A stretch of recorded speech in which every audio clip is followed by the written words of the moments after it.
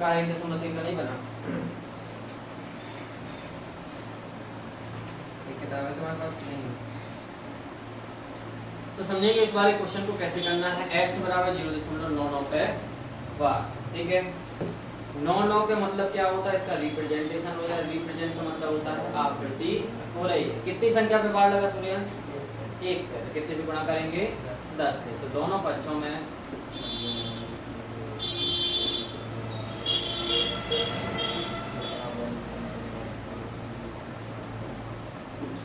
कितने से गुणा करने पर? 10 से गुणा करने पर। 10 का x में करोगे तो 10x, और 10 का इसमें करोगे तो अभी बताया था कि कितने से, किसी भी जितने जीरो होंगे उतनी संख्या क्या होती है, दशमलव राइट हैंड साइड खिसक जाता है। जैसे कि इसमें 10 से गुणा करोगे, ठीक है ना, तो ये दशमलव कहाँ आ जाएगा? यहाँ पे, यानी कि 9.99 पे बार हो जाएगा।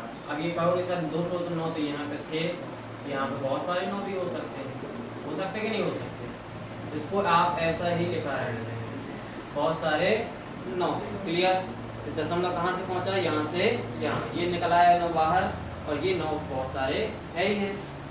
यहाँ पे 10x है, इसको क्या लिख सकते हो? इसको लिख सकते हो 9 + 0.9 पे बार लिख दो, या फिर 999 की आवृत्ति हो रही है। इतनी संख्या के ऊपर क्या मान कर रखा है आपने? माना x बराबर कितना है, इतना माना था कि नहीं माना था? तो इसकी जगह पे क्या लिख दोगे? x रख दोगे। कितना रख दोगे? x। तो 9 + x, प्लस का x इस तरह लाओगे क्या में आएगा? माइनस। तो 10x - x बराबर 9। तो यहाँ पे बचेगा आपका 9x बराबर 9। 9 को इस तरह भेज दो बटे में, तो 9/9, यानी कि x इक्वल कितना हो जाएगा? 1। क्लियर ना? बन जाएगा कि नहीं बनेगा?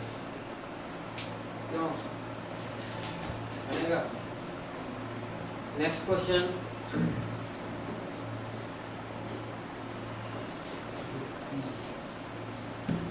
दूसरा देखें तो लिखा है 0.47 पे बार। 0.47 पे बार। बार का मतलब 4 पे नहीं लगा, सिर्फ किसमें लगा? 7 पे बस बार लगा है। इसका मतलब है कि 7 बस की रिप्रेजेंटेशन हो रहा है, 4 का रिप्रेजेंटेशन नहीं हो रहा। क्लियर ना? रिप्रेजेंटेशन का मतलब बार बार आवृत्ति होना। आवृत्ति यानी किसकी हो रही है? 7 की। तो 0.477 पे बार। इसमें हम कितने भी 7 निकाल सकते हैं, ठीक है। इसको क्या मानकर चलते हैं? x मानकर चलते हैं। x बराबर कितना है? 0.47 पे बार। अब जितनी संख्या पे बार लगा है उसी के हिसाब से गुणा करते हैं। एक संख्या पे लगा हो तो 10 से, 2 संख्या पे लगा हो तो 100 से, 3 संख्या पे लगा हो तो 1000। तो इसमें कितनी संख्या पे बार लगा? एक संख्या पे। तो इसमें कितने से गुणा करोगे? 10 से गुणा करोगे। दोनों पक्षों में कितने से गुणा करने पर?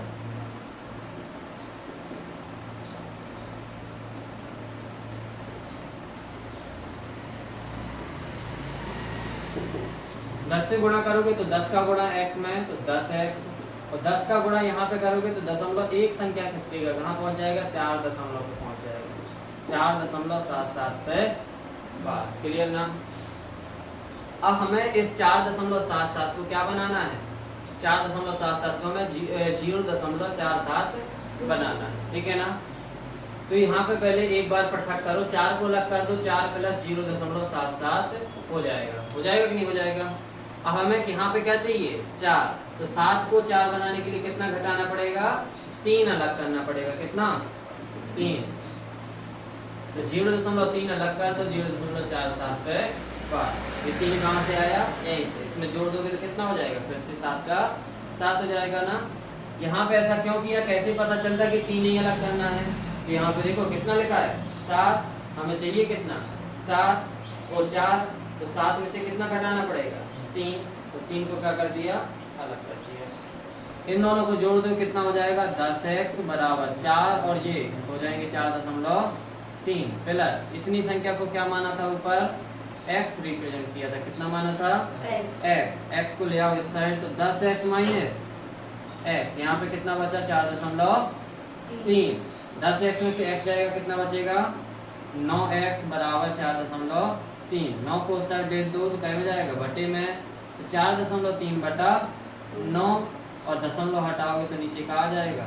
0 आ जाएगा, यानी कि ये वाला आंसर बनेगा कि नहीं बनेगा? क्यों? हाथ बढ़ो, एक डाउट नथिंग तुम्हें वो है।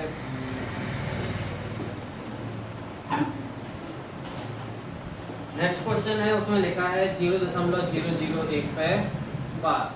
इसका मतलब क्या है, कितनी संख्या पे बार लगा, 3 संख्या पे। गुणा कितने से करोगे, 1000 से।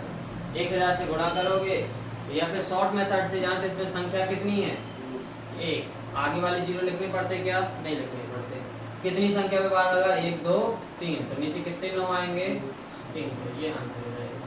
क्लियर, बताइए ये कैसा होगा। 5 6 पे बार, तो इसको कैसे सॉल्व करेंगे, शॉर्ट मेथड से। 56 लिख दिया, 56 में बार किसमें नहीं लगा, 5 में, 5 को माइनस कर दिया। कितनी संख्या पे बार लगा, एक संख्या पे, तो 1 9 लिख दिया। जितनी संख्या पे बार नहीं लगा उसका 0 लिख दिया। 56 में से 5 गए 51, 51/90, ये आपका आंसर है। तो 1 नंबर में आए तो ये, 2 नंबर पे आए तो अभी जो लॉन्ग मेथड बता रहे थे गुणा करके उसको लगाना है 2 या 3 नंबर पे। नेक्स्ट क्वेश्चन लिखा है 1/17 को दशमलव प्रसार की पुनरावृत्ति खंड के अंकों में अधिकतम संख्या क्या हो सकती है। पुनरावृत्ति मतलब कि 1/17 का भाग करना है, भाग करते जाना जब तक कि शेषफल 1 ना बचे। क्या ना बचे, 1। दोबारा 1 आ जाना चाहिए, यानी कि 1 में तुम भाग करना स्टार्ट कर रहे हैं 17 का, तब तक भाग करते जाना है दशमलव दशमलव दशमलव जब तक कि नीचे 1 ना आ जाए। ठीक है ना, यदि दोबारा 1 आ जाएगा तो उसके बाद फिर से बड़ी संख्या रिप्रेजेंट होने लगेंगी। ठीक है ना, पुनरावृत्ति के रूप में लिखना है।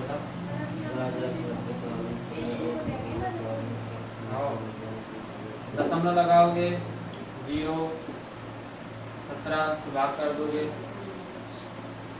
भाग करते जाना बाद में कभी ना कभी शेषफल 1 बचेगा। क्लियर। आगे क्वेश्चन नंबर 6 लिखा है P/Q के रूप में परिमेय के अधिक उदाहरण लिए ये करना। क्वेश्चन नंबर 7, 3 संख्याएं लिखिए जिसके दशमलव प्रसार अनावसानी अनावर्ती हो। अनावसानी अनावर्ती दशमलव क्या कहलाते हैं। अनावर्ती तो समझ में आता है कि उसका आवर्ती ना हो।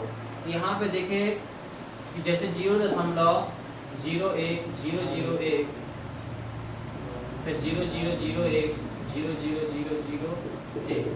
आप कहेंगे सर आप एक तो ले रहे हैं, तो एक ही आकृति हो रही कि नहीं हो रही, हो रही ना, लेकिन सेम डिस्टेंस पे नहीं हो रही क्या, नहीं। हम इस पे बार नहीं लगा सकते, हम इस पे बार नहीं लगा सकते, हम इस पे बार नहीं लगा सकते। क्यों नहीं लगा सकते, हमें यहाँ पे 0.1 मिला ना, यहाँ पे 0.1 मिलना चाहिए था, लेकिन यहाँ पे तो डबल 0 हो गए, यहाँ पे ट्रिपल 0 हो गए, यहाँ पे 4 0 हो गए, यानी ऐसे आगे बढ़ते चले जाएंगे। तो ये क्या है, अनावर्ती संख्या है। ठीक है, अनावसानी यानी कि आगे बढ़ती जाएंगी। क्लियर।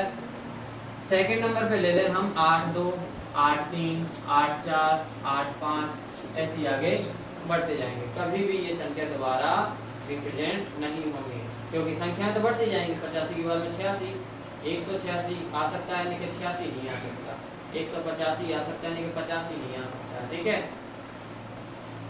और संख्या ले लो 12 13 14 15 ले लो, ये भी क्या है, अनावसानी अनावर्ती संख्या है।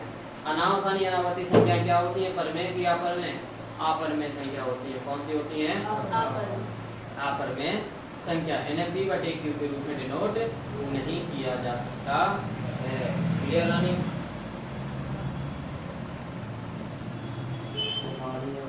क्वेश्चन नंबर 8 लिखा है 5/7 और 9/11।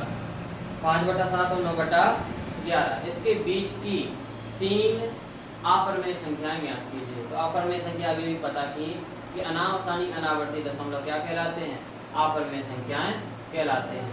और इनके हर देखकर हमें पता चलता है कि ये क्या है, अशांत दशमलव है। क्या है, अशांत दशमलव, यानी कि इनका भाग करके देखेंगे।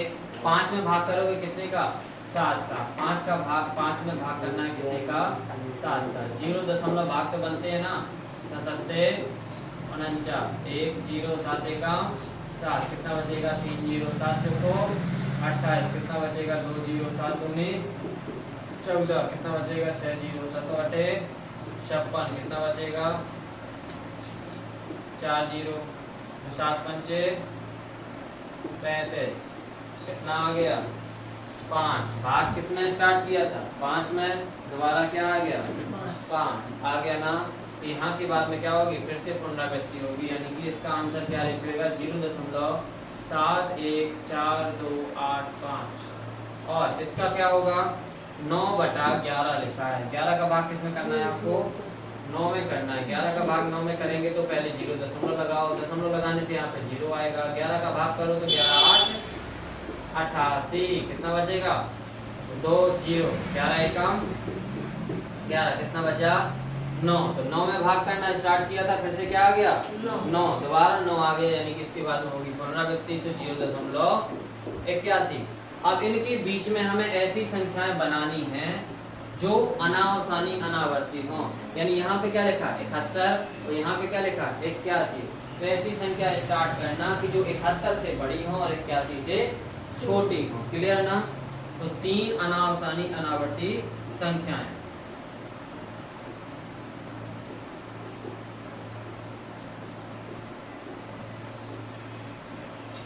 अनावसानी अनावर्ती संख्याएं कौन सी हो जाएंगी यहाँ पे देखेंगे तो 0. हम 71 से बड़ा चाहिए ना 73 ले लिया। कितना ले लिया 73। फिर बाद में ले लिया 7 3 3 फिर 7 3 3 3 फिर 7 3 3 3 3 ऐसे डॉट डॉट डॉट आगे बढ़ते चले जाए।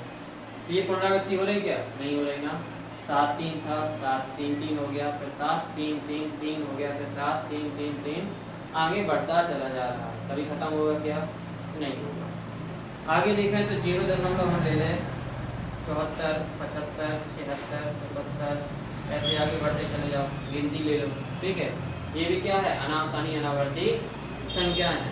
और कोई भी ले सकते हैं 8 0 8 00 8 000 8 40 8 ऐसे, मतलब कि आगे बढ़ते चले जाएंगे। ये भी क्या है अनावसानी अनावर्ती संख्या है। अनावसानी अनावर्ती संख्या समझ में आई क्या कहलाती है अनावसानी, यानी कि आगे बढ़ते जाए, अनावर्ती यानी कि अप्रति ना हो। तो ये सभी क्या होती हैं अपरिमेय संख्या होती हैं। क्या होती हैं अपरिमेय संख्या होती हैं। क्लियर।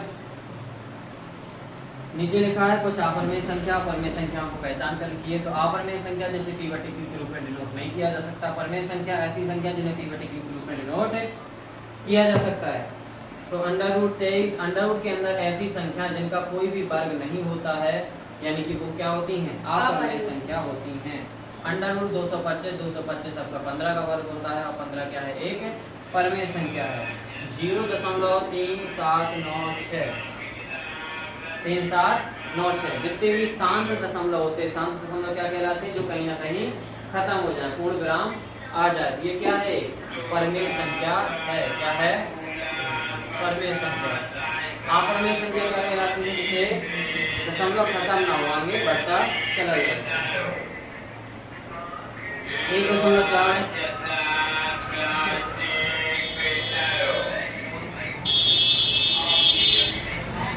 1.4 में देखेंगे लिखा है कौन सी परिमेय है कौन सी अपरिमेय संख्या है। जिसको देखकर तो लगेगा परिमेय संख्या अपरिमेय संख्या, लेकिन बाद में निकलेगी वो परिमेय संख्या। क्यों? क्योंकि वहां पे अनेक संख्याएं विभाजित हो जाती हैं, यानी कि कट जाती हैं। ठीक है, देखें तो 2 -√5 क्या है अपरिमेय संख्या है। अब कहेंगे सर आपने कट जाती है, यहाँ पे नहीं कट रही, किसी से कट रही, क्या नहीं कट रही ना, तो ये क्या है अपरिमेय संख्या है। लेकिन बोले 3 + √23 -√23, ये प्लस का और ये माइनस का, ये कट जाएगा, बचेगा क्या 3। 3 क्या है एक परिमेय संख्या है। परिमेय संख्या किसे कहते हैं, बहुत सारे प्रकार होते हैं। पूर्ण संख्या जितनी होती हैं, पूर्णांक जितने भी होते हैं, वो सभी क्या होते हैं परिमेय संख्या। क्लियर ना। आगे देखें तो पाई के रूप में सभी क्या होते हैं अपरिमेय संख्या होते हैं। 2 पाई 3 पाई जितना भी 4 पाई हो, सब क्या होते हैं अपरिमेय संख्या के उदाहरण होते हैं। क्लियर। तो दूसरा क्वेश्चन है निम्नलिखित व्यंजकों को सरल कीजिए। सरल करना मतलब कि जो उसके साथ में प्रोडक्ट करके लास्ट सरलतम रूप में लिखना है कि इसके बाद में सॉल्व नहीं किया जा सकता है। ठीक है ना। जैसे कि पहला क्वेश्चन लिखा है 3 + √3 2 + √2। क्लियर। ये लिखा है ब्रैकेट के बीच में क्या कुछ नहीं लगा था, इसका मतलब क्या है डॉट प्रोडक्ट यानी कि गुणा करना है। क्या करना है? गुणा। 3 प्लस अंडर रूट 3 का गुणा किसमें करना है? 2 प्लस अंडर रूट 2 में। तो एक बार 3 का गुणा इन दोनों में होगा, एक बार अंडर रूट 3 का इन दोनों में गुणा होगा। तो एक बार 3 लिख के हम दूसरी वाली संख्या को पूरा लिख देते हैं, फिर प्लस अंडर रूट 3 लिख के फिर दूसरी वाली संख्या को पूरा लिख देते हैं। पूरा लिखने का मतलब है कि अब 3 का गुणा इसमें कर दोगे, अंडर रूट 3 का गुणा भी इसी में कर दोगे। तो 3 का गुणा 2 में करोगे 3 दूनी 6, 3 को गुणा अंडर रूट 2 में करोगे तो कितना होगा? 3 अंडर रूट 2। कभी भी बिना अंडर रूट वाली संख्या का अंडर रूट वाली संख्या में अंदर गुणा नहीं होता है, सिर्फ बाहर लिख दिए जाते हैं। क्लियर? जैसे ये बिना अंडर रूट वाली है और ये अंडर रूट वाली है, गुणा करोगे तो 2 सिर्फ बाहर लिख दोगे, अंदर क्या बचेगा? Under root 3। ठीक है ना? अंदर गुणा ना कर देना कि 2 दूनी 2 3 6 हो जाए। अंडर रूट का अंडर रूट में गुणा हो जाता है, तो अंडर रूट का अंडर रूट में गुणा होगा तो 2 3 6 कितना हो जाएगा? 6। इसमें ना तो सेम अंडर रूट है क्या? नहीं है। ना तो जोड़ सकते हैं और ना ही घट सकते हैं। अंडर रूट के अंदर कोई वर्ग वाली संख्या है क्या? नहीं है। ना तो इसको बाहर आना है, तो इसको और आगे सॉल्व नहीं किया जा सकता। यही इसका सिंपलेस्ट फॉर्म यानी कि सरलतम रूप है। तो ये सरल कर दिया। आगे के बन जाएंगे। एक में स्क्वायर लगा है, स्क्वायर का मतलब होता है a प्लस बी का whole square, A square plus B square plus 2ab। बताना पड़ेगा, कर लोगे? ये क्या मतलब? हाँ। नेक्स्ट क्वेश्चन, हर का परिमेयकरण कीजिए। ये क्वेश्चन जरूर पढ़ के जाना, हर का परिमेयकरण करना। हर का परिमेयकरण एक ना एक निश्चित आएगा। जैसे लिखा है 1/7 माइनस अंडर रूट 6। हर क्या कहलाता है? नीचे वाली संख्या। अंश क्या कहलाती है? ऊपर वाली संख्या। हर का परिमेयकरण करने पर क्या होता है? जो हर में लिखी है संख्या नीचे वाली, उसी का ऊपर तथा अंश तथा हर दोनों में मल्टीप्लाई करना है। बस चेंज क्या लाना है कि माइनस में हर है तो उसको प्लस में कर देना है, और प्लस में है तो माइनस में। इन दोनों के बीच में क्या लगा है? माइनस। तो क्या आएगा यहाँ पे? प्लस आ जाएगा। क्या आ जाएगा रानी? प्लस। क्लियर? यहाँ पे माइनस है तो प्लस, प्लस है तो माइनस। अब इस संख्या का गुणा एक में होगा और इस संख्या का गुणा इसमें होगा। तो एक में गुणा करोगे तो कोई अंतर नहीं होगा, under root 7 plus under root 6। और इसमें लगता है a माइनस बी और a प्लस बी बराबर क्या होता है? a square minus B square. या फिर आप इसको एक बार लिख सकते हैं यहाँ पे under root 7 minus under root 6 और under root 7 plus under root 6। एक बार माइनस में एक बार प्लस में है कि नहीं है? प्रोडक्ट भी है, प्रोडक्ट में मतलब गुणा भी है। तो ऊपर तो कुछ चेंज नहीं होना, उतने में लिख देना है। नीचे a square minus B square आएगा, तो a कितना है? अंडर रूट 7 और b कितना है? Under root 6। तो अंडर रूट 7 का स्क्वायर और माइनस अंडर रूट 6 का स्क्वायर। ऊपर क्या लिखा? Under root 7 plus under root 6। बताइए, आपको पढ़ा होगा कि अंडर रूट 7 का स्क्वायर क्या होता है? 49 होता है, लेकिन वो अंडर रूट के अंदर होता है 49। ठीक है? 7 का स्क्वायर कर दोगे 49 हो जाएगा, वो भी अंडर रूट के अंदर। लेकिन ये कितने का वर्ग हो गया? 7 का वर्ग हो गया ना, तो बाहर निकल के क्या आएगा? 7 आएगा। ठीक है ना? तो अंडर रूट 7 का वर्ग क्या होगा? है 7। तो अंडर रूट 6 का वर्ग क्या होता है? 6। अंडर रूट लगा हो और वर्ग लगा हो तो वर्ग से ये अंडर रूट कैंसिल हो जाता है। क्लियर? ऊपर से under root 7 plus under root 6 और नीचे क्या बचा? यही आंसर हो जाएगा। क्लियर? बन जाएंगे 1.5।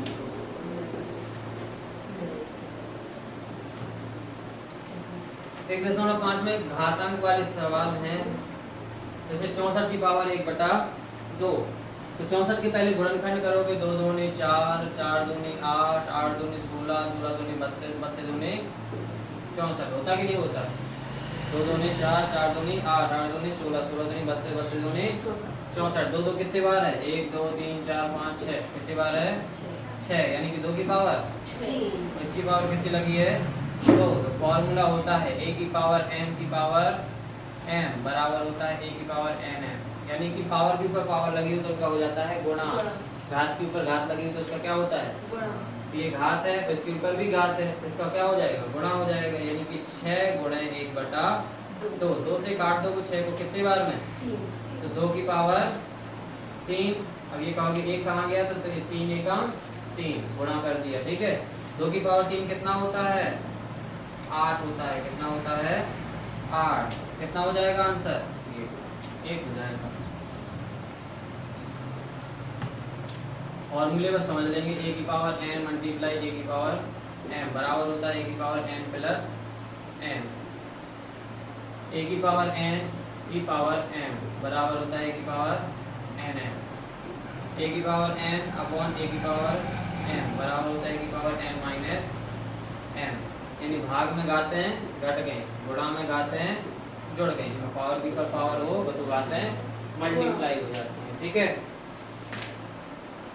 2.1 में देखें तो निम्नलिखित व्यंजकों के चर और कौन सा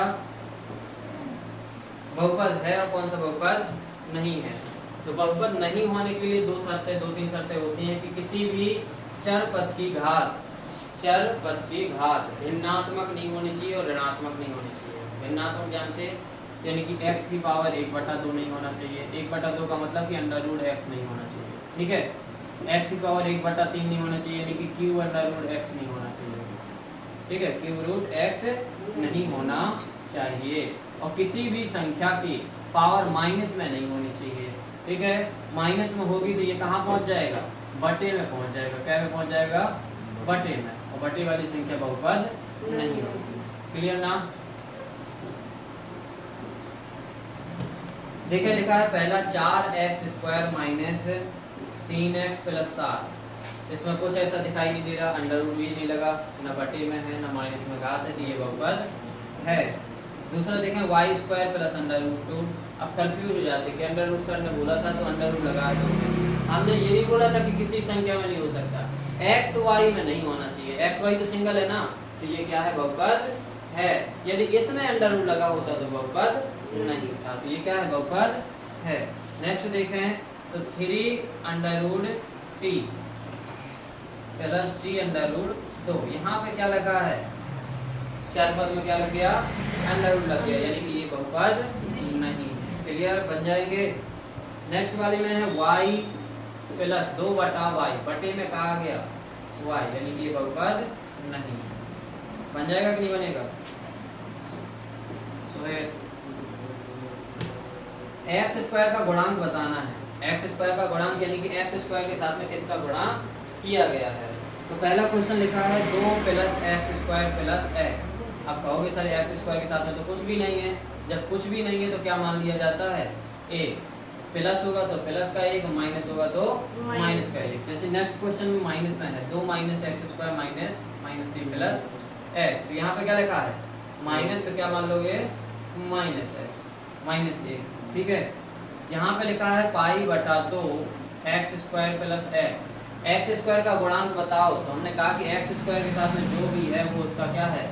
गुणांक है। तो π/2 क्या है? इसका गुणांक है। क्लियर?